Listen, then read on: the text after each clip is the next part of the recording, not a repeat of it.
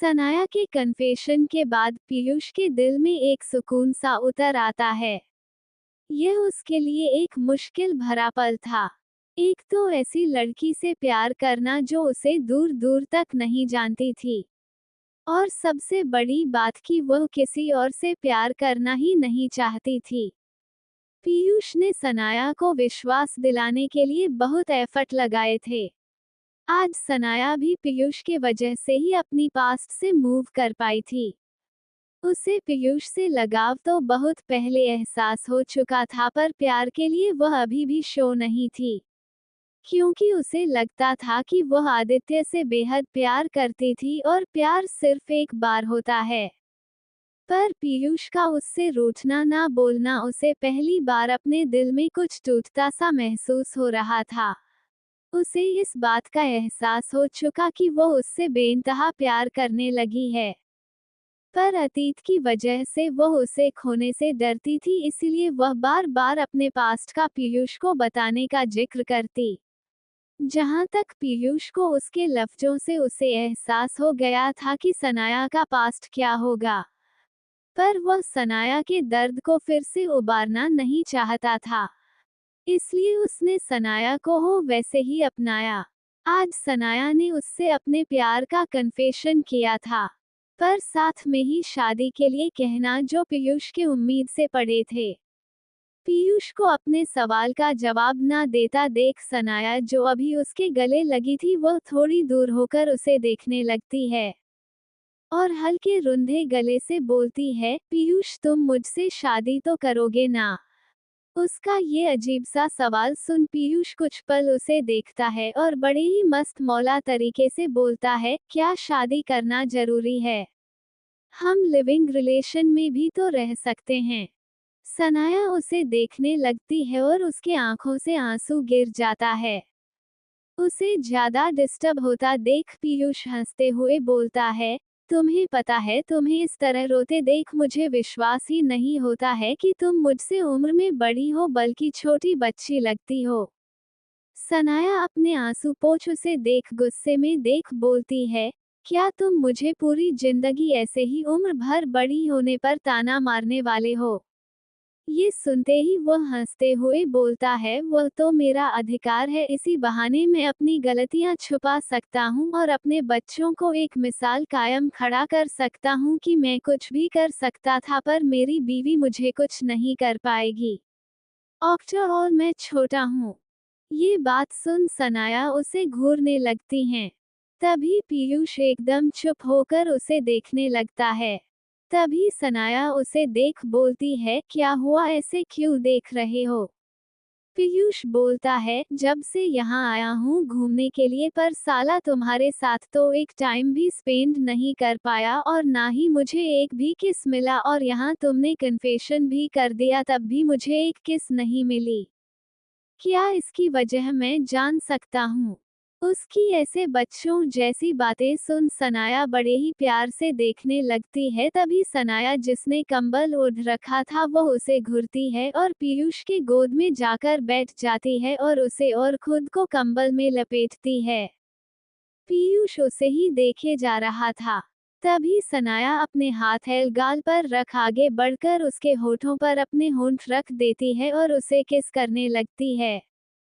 सनाया की इस एहसास को पाकर पीयूष अपने हाथ उसके कमर पर रख उसे खुद के बेहद करीब खींच लेता है और उसे किस बैक करने लगता है। दोनों ही एक दूसरे को किस करने लगते हैं। आज पहली बार ऐसा था कि दोनों ही एक दूसरे को किस कर रहे थे। नहीं तो पीयूष ही सिर्फ उसे किस करता था।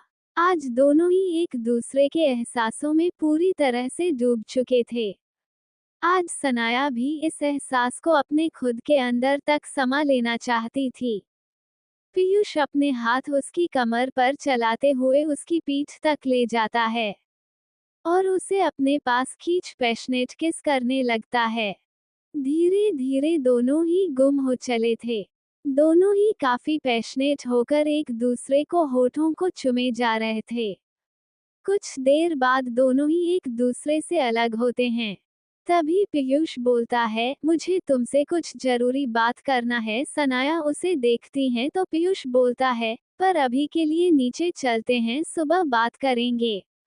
दोनों ही नीचे चली जाते हैं। अगली सुबह आन्या के कमरे में अलमारी से सारा कपड़ा निकालकर बैग में भर रही थी। वही प्रिया और शिवी भी कमरे में आते हैं। दोनों ही आन्या को देखते हैं तो वह दोनों भी जाकर बिस्तर पर बैठ जाती हैं। आन्या गुस्से में बड़बड़ाते हुए बोल, आज के बाद हम कभी उनके साथ नहीं आएंगे। हमें लगता है हमें यहाँ घूमने के नाम पर ठगा गया है। ये सुन प्रिया बोलती है, मुझे भी यही लगता है। पहले तो हमें अच्छा नहीं लग रहा था, पर अब इन कुछ दिनों में एक सुकून सा लग रहा था। जैसे हाँ, हम एक क्वालिटी समय बिता रहे हैं। पर देखो ना जाने ऐसा क्या हो गया कि ये हमें तुरंत यहाँ से चलने को बोल रहे हैं। ये सुन आन्या की भी आंखों में गुस्सा था, पर यह आदित्य का ऑर्डर था तो सभी को मनाना ही था। थोड़ी देर बाद सभी अपनी लगेज के साथ बाहर आते हैं और वहां पर खड़े सभी को देख घूरने लगती हैं। बस तो वापस जा चुकी थी, पर आदित्य ने सभी के लिए कर मंगवाई थी। आदित्य और वीर एक टक सामने देख रहे थे। तभी आन्या जाकर आदित्य से कहती है, आदित्य आप बहुत बुरे हैं, आप क्यों हमें इतनी जल्दी जल्दी यहाँ से निकलने को बोल रहे हैं? वो भी 10 मिनट के समय में, ऐसा भी क्या हो गया? ये सुन आदित्य बोलता है, आन्या कार में जाओ बैठो। आन्या जिद करते हुए बोली, नहीं पहले आप मुझे बताओ आपने इतनी इमरजेंसी में हमें यहाँ से चलने को क्यों बोला? ये सुनते ही आदित्य गुस्से में चिल्लाकर बोला, Anya I said go and sit in the car. Aditya के ऐसे इतने चिल्लाकर बोलने से अन्य सब कर 2 कदम पीछे हो जाती है, तभी पीछे खड़ी प्रिया उसे पकड़ लेती है। आदित्य की आंखें इस समय बेहद लाल थी। आन्या को समझ ही नहीं आ रहा था ये हो क्या रहा है। इतने समय से कितने प्यार से आदित्य बात करता था और अचानक इतना ज्यादा गुस्सा, आखिर उसकी गलती क्या थी? सुबह उठते ही आदित्य ने अचानक उसे उठाया और सिर्फ 10 मिनट के अंदर यहाँ से निकलने को बोला, वह भी धमकी भरे लहजे में। और अब जब वो पूछ रही है तो आदित्य जवाब नहीं दे रहा है। आन्या की आंखों में आंसू आ जाता है, पर आदित्य अभी भी उसे गुस्से में देख रहा था। प्रिया ये देख उसे खींच कर ले जाती है और कार में बैठ जाती है। वीर उसी के ही बगल में हाथ बांधे खड़ा था। कीर्ति जो कब से चुपचाप खड़ी देख रही थी, वो उसके पास जाने की कोशिश करती है, पर उसे आदित्य की इतनी गुस्से भरी आंखें देख वो डर कर वहां से चली जाती है। तभी आदित्य अर्जुन रोहन को कुछ इशारा करता है तो वहां में सिर हिलाता है और वह सभी को लेकर वहां से चला जाता है। उनकी कार जा चुकी थी। वीर एक टक उसे घूरकर देखे जा रहा था। उसके आंख से आंसू गिरने लगते हैं। पीछे से आदित्य उसे पकड़ लेता है। तभी अधीरा भी जो वहीं पर रुका था वह वीर को साइड से पकड़ लेता है। 5 मिनट भी नहीं बीतत है कि अचानक सामने वह घर देखते ही देखते पूरा ब्लास्ट हो जाता है। ब्लास्ट इतनी जोर का था कि कोई समझ भी नहीं पाता कि आखिर यहाँ हुआ क्या। देखते ही देखते सामने वाला घर आग की लपटों में जलने लगता है। वीर जो कब से देख रहा था, उसके आंख से आंसू रुकने का नाम नहीं ले रहे थे। अंत में उसके पैर लड़खड़ा जाते हैं और उसके मुंह से एक जोर से चीख निकलती है, माँ। देखते ही देखते वीर का अतीत, वीर की माँ की निशानी जिसे आज तक संभाल कर रखा था, वो पूरी तरह से स्वाहा हो जाता है। वीर धम्म से नीचे गिर जाता है और उसके मुंह से एक जोर से चीख निकल जाती है, माँ। उसकी तकलीफ, उसका दर्द, उसकी आवाज उस पूरे जगह पर गूंज जाती है। पर लगातार उस ब्लास्ट के आवाज में दब सी जाती है। वीर और अधीरा दोनों ही वीर को पकड़े रहते हैं। आदित्य सामने उस जल रहे घर को देख उसकी आंखें लाल थी। वही हाल अधीरा का था। अधीरा मन ही मन में सोचता है, सब हमारे परिवार के कारण हुआ। तुमने हमारे वजह से कितने लोगों के परिवार को तोड़ दिया। जिस दिन तुम मेरे हाथ आओगे मैं तुम्हें ऐसी मौत दूंगा कि मौत भी मौत के लिए रोएगी। वही आदित्य का भी हाल यही था। मन में बोला तुमने हमारे साथ साथ हमारे हर अपनों को टारगेट कर बहुत गलत किया। मेरे और मेरे अजीज दोस्त पर तुमने हाथ डाला है। तुम जो कोई भी हो अब तुम्हारा विनाश तय है। बहुत जल्द तुम्हारे इस कर्म को वापस सूद समेत तुम्हें जरूर करूंगा। वीर की अब आवाज दब सी गई थी, पर उसकी आंखों में रह गया था तो सिर्फ आंसू। कुछ घंटे तक वही बैठा रहता है और अपने सामने उस जलते हुए आग को देखे जा रहा था। उस घर को देखते देखते ही उसे अतीत की कुछ धुंधली धुंधली तस्वीर भी दिखने लगती है, जिसमें एक औरत जो बेहद खूबसूरत सी थी। उसने इस समय साड़ी पहनी हुई थी और 5 साल का बच्चा उसके आगे पीछे दौड़ रही थी और दौड़ते हुए ही बोलती है, वीर तुम बहुत नटखट हो। तुम एक बार मेरी पकड़ में तो आ जाओ फिर मैं तुमको बताती हूँ। ये बोल उसके पीछे दौड़ रही थी। दरअसल वीर जो कि वह लड़का था उसे स्कूल ले जाने के लिए उसके पीछे ड्रेस लेकर भाग रही थी और वीर पढ़ने नहीं जाना चाहता था। जब देखती है कि वह लड़का उनके हाथ में नहीं आ रहा है तो अचानक वह वहीं पर बैठकर दर्द से सिसकते हुए बोली, वीर हमें चोट लग गई। यह सुनते ही छोटा सा बच्चा जो कि वीर था वह रुक जाता है और पीछे आते हुए बोलता है, माँ आपको क्या हुआ कि आपको दर्द हो रहा है? आप मुझे दिखाए अपने बेटे की इतनी प्यारी मासूमियत और केयर। देख वीर की माँ जो सिर्फ उसे पकड़ने के लिए नाटक कर रही थी वो उसे पकड़ते हुए बोलती है, हमने आपको पकड़ लिया। ये बोल खिलखिलाकर हंसने लगती है। तभी छोटा सा बच्चा वीर रोने लगता है। उसके रोने की आवाज सुन उसकी माँ बोलती है, क्या हुआ आप रो क्यों रहे हैं? ये सुन वीर तोतली आवाज में बोलता है, माँ आपको चोट लगती है तो मुझे बहुत दर्द होता है, प्लीज आप ऐसे मत किया करो। अगर आपको कुछ हो जाएगा तो मैं कैसे जीऊंगा? अपने बेटे की यह बात सुनते ही वो उसे अपने सीने से लगा लेती है और बोलती है, हमें कभी कुछ नहीं होगा, आप है ना हमारे साथ। हमारा ब्रेव बच्चा। इसके साथ ही वीर अपने अतीत से बाहर आता है और अपने चेहरे पर हाथ रख एक फिर से आवाज के साथ रोने लगता है। माँ मैंने आपको बचा नहीं पाया और ना ही मैं आपके इस निशानी को। बहुत दर्द हो रहा है, प्लीज वापस आ जाओ। प्लीज प्लीज माँ वापस आ जाओ। इस बार मैं कुछ नहीं होने दूंगा आपको। आपका वीर बड़ा हो गया है। वीर अपने होश में नहीं था और खुद से ही सिमट रोवे जा रहा था। वही आदित्य की भी आंखें नम हो चली थी। वो उसे खींचकर अपने गले लगा उसे बोलता है, वीर सब ठीक है, हम सब ठीक कर देंगे।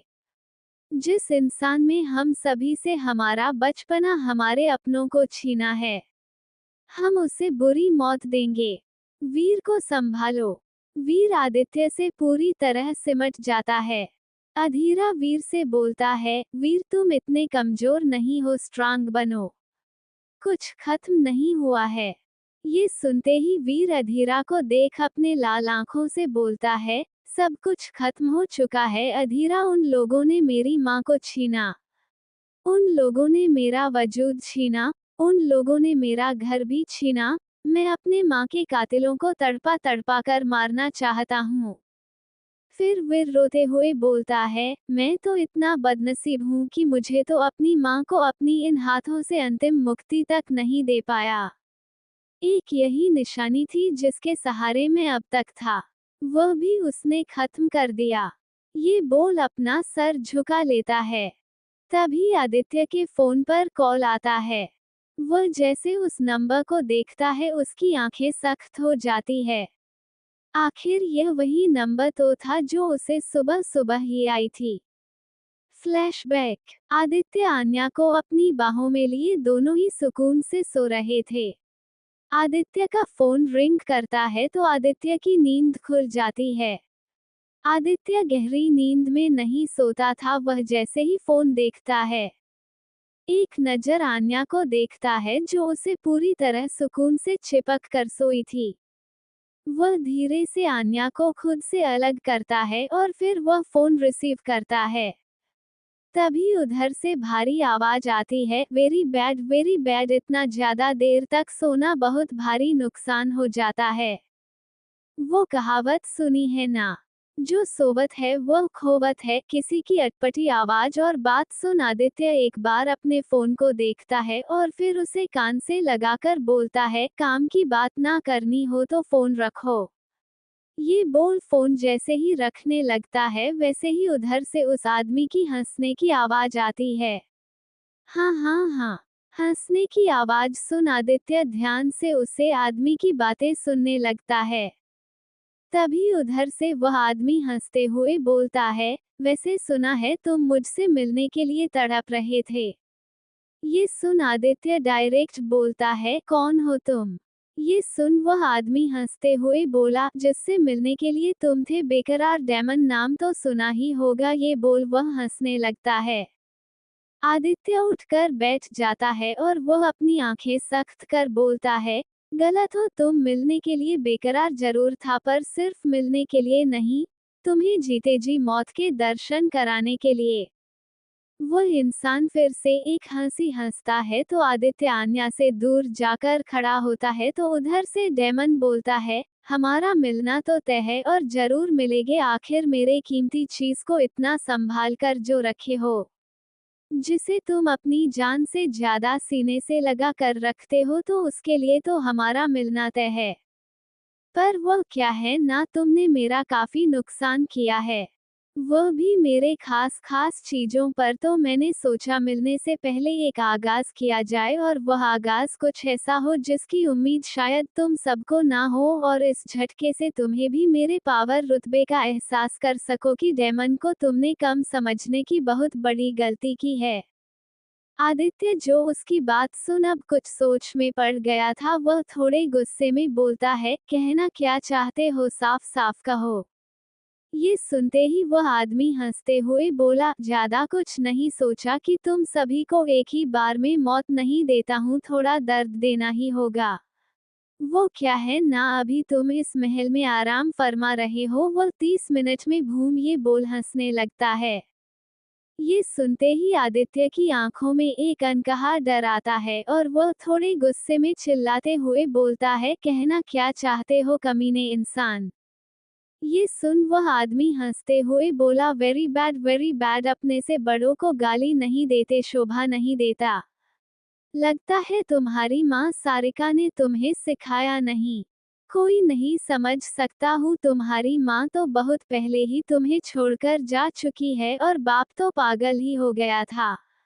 आदित्य के हाथों की मुट्ठियां कस जाती है। तभी वह आदमी बोलता है, अब तुम्हें मजाक समझना है तो समझ सकते हो, पर मैंने सोचा हम सभी का कहीं ना कहीं पुराना नाता है, उस नाते तुम्हें तुम्हारी एक बार मौत से तुम्हें बचा लूं। पर यदि तुम्हें खुद मरना है तो जैसी तुम्हारी इच्छा। ये बोल वह जोर जोर से हंसने लगता है। आदित्य गुस्से में फोन काटकर तुरंत कमरे से बाहर निकलता है। तभी उसे बाहर किचन में जाते हुए अधीरा दिखता है। आदित्य को इतने गुस्से में देख अधीरा कुछ पूछता कि क्या हुआ, पर उससे पहले ही आदित्य बोलता है, सभी को बुलाओ और सभी को अगले 15 मिनट में बाहर निकलने के लिए बोला। अधीरा आदित्य की आंखों को देखता है पर उससे कोई भी सवाल नहीं करता। कुछ देर बाद सभी इकट्ठा होते हैं और सभी को वहां से निकलने को बोल देते हैं। कोई कुछ पूछता पर यह आदित्य का आदेश था। बिना कुछ सवाल किए सभी भले ही गुस्से में पर अपना सामान पैक करने लगते हैं। वही तब तक अधीरा आदित्य सभी के सभी चारों तरफ कुछ ढूंढने लगते हैं, वो भी बिना किसी को पता लगे, क्योंकि वो किसी को डराना नहीं चाहते थे। कुछ देर बाद उन्हें छत पर ही एक जगह पर कई सारे बम दिखते हैं। वो सभी शौक थे कि यह आखिर आया कैसे। वो उसे हर तरह से रेफ्यूज करने की कोशिश करते हैं पर हो नहीं पाता। कुछ समय रहने की वजह से वो वहां से निकल जाते हैं। वीर की तो हालत तब से ही खराब थी। अर्जुन रोहन सभी को लेकर वहां से चले जाते हैं। कुछ देर के बाद ही वह घर पूरा ब्लास्ट हो जाता है। Flashback and. एक हफ्ते बाद, शाम का वक्त, राजवंश हाउस में सभी लोग इस समय डिनर कर रहे थे। इस समय सभी लोग मौजूद थे, सिर्फ आदित्य और वीर को छोड़कर। एक हफ्ते से वह दोनों ही घर पर नहीं आए थे। आन्या और कीर्ति दोनों ही परेशान थे। वही अर्जुन से बार बार पूछने पर उसने यही बताया कि वह सभी एजेंट मीटिंग के लिए जा चुके हैं, पर सच्चाई तो कुछ और थी। वीर, जो मेंटली काफी डिस्टर्ब हो गया था, वह किसी भी फैमिली के सामने नहीं जाना चाहता था। इसलिए वह आदित्य के फार्म हाउस पर ही कुछ दिनों के लिए रुका था और खुद को समेटने की कोशिश कर रहा था। वही आदित्य भी वीर का साथ नहीं छोड़ा। तभी बाहर कार रुकने की आवाज आती है। सभी बाहर की तरफ देखते हैं तो वहां से आदित्य और वीर दोनों ही आते हैं। ये देख सभी एक दूसरे को देखते हैं। तभी वह दोनों ही हाथ धोकर डिनर के लिए बैठते हैं। कीर्ति, जो वीर को देख रही थी, उसकी आंखें नम सी हो जाती है। वहीं आन्या चुपचाप सर नीचे किए खाना खा रही थी। तभी राघवेंद्र जी पूछते हैं, क्या हुआ, हम जान सकते हैं कि पिछले एक हफ्ते से आप लोग कहाँ हैं? नहीं, आप सभी का पता है कि आप सभी क्या कर रहे हैं। ये सुनते ही आदित्य एक पल के लिए सभी को देखता है। उसके जवाब के उम्मीद सभी लोग कर रहे थे। ये देख आदित्य बोलता है, अब क्या करें, मेरे घर में सभी लोगों ने कब्जा बना रखा है, तो सुकून की सांस लेने के लिए मुझे बाहर ही जाना होगा ना। उसकी यह बात राघवेंद्र जी उसे घूरने लगते हैं। तभी पृथ्वी बोलते हैं, अगर इतनी ही सुकून का सांस लेना था तो फिर तुम लोगों ने शादी ही क्यों की, अकेले जिंदगी काटी होती। उसकी यह बात सुन सभी उसे देखने लगते हैं। तभी आदित्य और वीर की नजर कीर्ति और आन्या पर पड़ती है। फिर वह कुछ नहीं बोलते हैं। थोड़ी देर बाद सभी डिनर कर अपने अपने कमरे में चले जाते हैं। वही वीर बालकनी में खड़ा सामने चांद को एकटक देख रहा था। तभी कीर्ति पीछे से जाकर वीर के गले लग जाती है। ये देख वीर आंखें बंद कर एक गहरी सांस लेकर पीछे मुड़ता है तो कीर्ति नम आंखों से बोलती है, वीर, क्या हमसे कोई गलती हो गई है क्या, जो आप मुझसे इतने दिन से बात नहीं कर रहे हैं? ये सुनकर वीर कीर्ति को देखता है, जिसकी आंखें रोने से लाल हो चुकी थी। वीर कीर्ति को खींचकर अपने सीने से लगा लेता है और आंखें बंद कर लेता है। एक यही तो एकमात्र वजह थी जो वह यहाँ आया था, जिसका एहसास आदित्य ने उसे दिलाया था कि कीर्ति है जो उसकी अपनी है, वो उसका कितना इंतजार कर रही है। वीर को भी एहसास हुआ कि आखिर सब कुछ तो खत्म हो गया है, यदि कुछ है तो वह एक उसकी पत्नी, जो शायद उसके बात न करने से कितनी तकलीफ में है।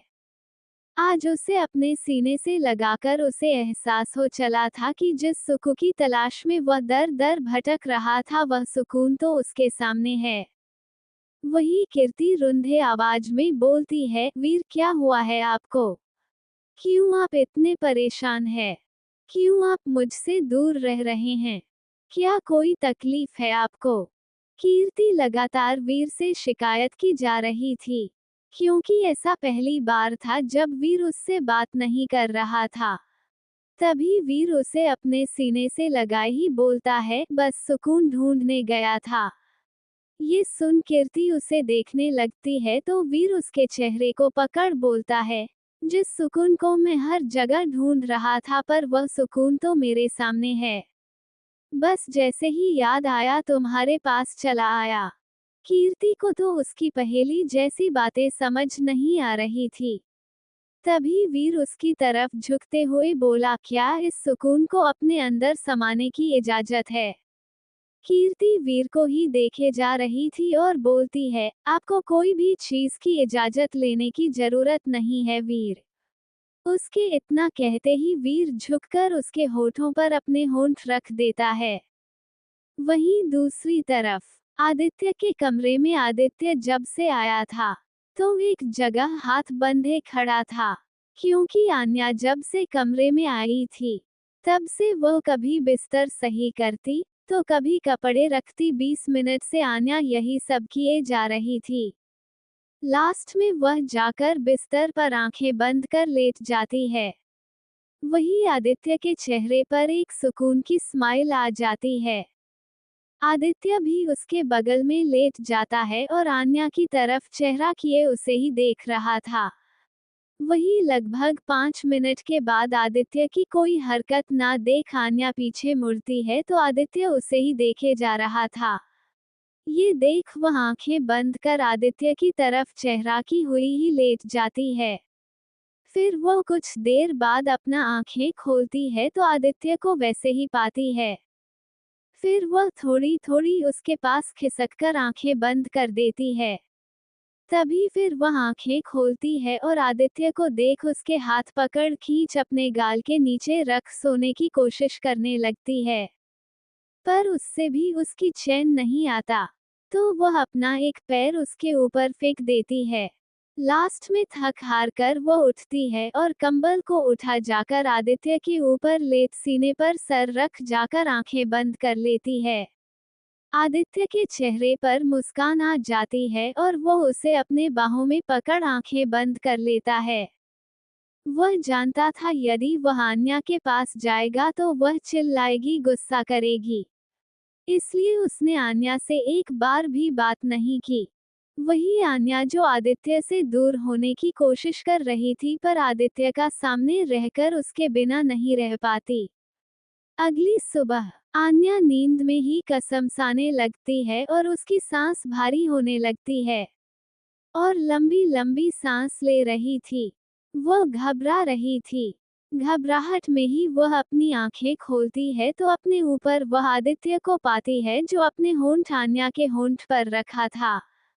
ये देख आन्या की आंखें बड़ी हो जाती है और वह आदित्य के सीने पर मारने लगती है। आन्या के सांस न लेने से आदित्य उससे थोड़ा दूर होता है। तभी आन्या गहरी गहरी सांस लेते हुए उसे देख बोलती है, यह क्या था? आदित्य उसे देख घूरते हुए, तुम्हें नहीं पता ये क्या था? ये सुन आन्या बोलती है, आप मेरा सोए सोए फायदा उठा रहे हो, आपको शर्म नहीं आती? ये सुनते ही आदित्य उसे खुद के पास खींच अपने ऊपर कर लेता है और उसे कमर से पकड़ बोलता है, अपनी बीवी से प्यार करने में कौन सा शर्म? ये सुनते ही आन्या को कुछ याद आता है और वो गुस्से में उसे दूर होने लगती है। तभी आदित्य उसे कसकर पकड़ बोलता है, क्या हुआ? ये सुन आन्या बोलती है, मुझे आपसे कोई बात नहीं करनी, आप बहुत बुरे हो। एक तो आप मुझे उस दिन डांटे हो, फिर अचानक एक हफ्ते तक गायब हो जाते हो और फिर अचानक आपका दूर से ही फरमान जारी हो जाता है कि हम कहीं बाहर ना निकले। पिछले एक हफ्ते से हम इसी घर में पैक है, कॉलेज भी नहीं जा रहे हैं, हमारा कुछ दिन में एग्जाम होने वाला है। आन्या की इतनी सारी शिकायतें सुन और उसके बच्चों जैसे चेहरे देख आदित्य थोड़ा उठकर उसके होठों पर फिर से उसे किस करने लगता है। आन्या उसके सीने पर मारने लगती है तो आदित्य उसे छोड़ता है तो आन्या अपने होठ पोंछते हुए बोलती है, मैं आपसे यहाँ कुछ कह रही हूँ, आपको किसकी पड़ी है? ये सुन आदित्य उसे देख मुस्कुराते हुए बोलता है, मिसेज राजवंश, आपने तो सारे शिकायत कर दी, पर यह शिकायत नहीं, हमारे पिछले एक हफ्ते से किस हम दोनों की पेंडिंग है। ये सुन आन्या शर्मा जाती है, पर अगले पल उसे घूरते हुए बोलती है, पहले आप मुझे मेरे सवालों का जवाब दो। आदित्य उसे देख बोलता है, पिछला तो नहीं पता पर आप अभी कॉलेज जा सकती है और हमने जो आपको इतना परेशान किया उसके बदले अब जो चाहे हमसे मांग सकती हैं। ये सुनते ही आन्या उसे अजीब नजर से देखते हुए, क्या सच में? ये सुनते ही आदित्य हाँ बोला तो आन्या बोलती हैं, हम चाहते हैं कि जो आप हमें सिर्फ घर से कॉलेज जाने देते हैं। हम कॉलेज जाने के बाद हम अपने गोलगप्पे की पार्टी करना चाहते हैं क्योंकि किर्त भी इतनी दिन से मायूस है और प्रिया भी, हम थोड़ा चिल करना चाहते हैं। कुछ सोच आदित्य हाँ में सिर हिला देता है तो आन्या खुश हो जाती है। तभी उसकी नज़र घड़ी पर जाती है और बोलती है, हमें इतना लेट हो गया, हमें कॉलेज में जाना है। ये बोल उठने लगती है तभी आदित्य उठकर उसे गोद में उठाते हुए बोलता है, चलो एक साथ बात लेते हैं, हमारा समय भी बच जाएगा। आन्या कुछ कहती तभी आदित्य उसे वॉशरूम में ले जाता है और वो उसे जैसे ही उतारता है वैसे ही आन्या उसे डोर से बाहर निकाल दरवाजा बंद कर देती है। ये देख आदित्य को मुस्कुराहट आ जाती है, पर अगले ही पल उसका चेहरा सख्त हो जाता है। वह आगे बढ़कर अपना फोन उठाता है और किसी को कॉल कर बोलता है, मुझे हर चीज की अपडेट चाहिए।